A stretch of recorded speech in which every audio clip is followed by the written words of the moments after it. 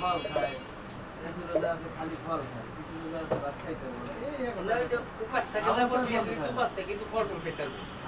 তাহলে আবার এই আবার রোজা হইলে কেমন? খাওয়ান তার বন্ধ খায়।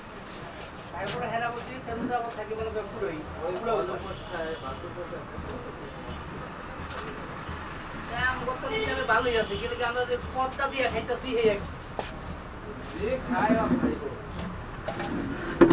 পদটা দিয়ে আগে খাইতেছি। এটা ভারতের এসির একটা মামলা আছে, আর এরকম নাচ করলো ওরই লাগার কথা ভারতে।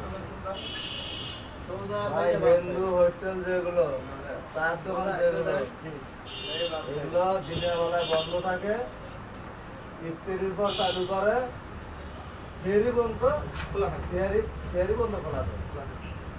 আর এই মুসলমান, আমাদের এই মুসলমানরাই এরাই খারাপ। পদটা দিয়ে এরা দিনের বেলা পুরো দিন চালায়, আপনি যদি ছোট ছোট চালা পর্দা দিয়ে চালায় পুরো দিন। যদি নাই ইয়া করতেন তো আপনি রোজা থাকতেই দেবেন তো। হিন্দুরে বন্ধ রাখলো আর মুসলমানেরা খোলা রাখলো। আমাদের তাহলে কিরকম ইমান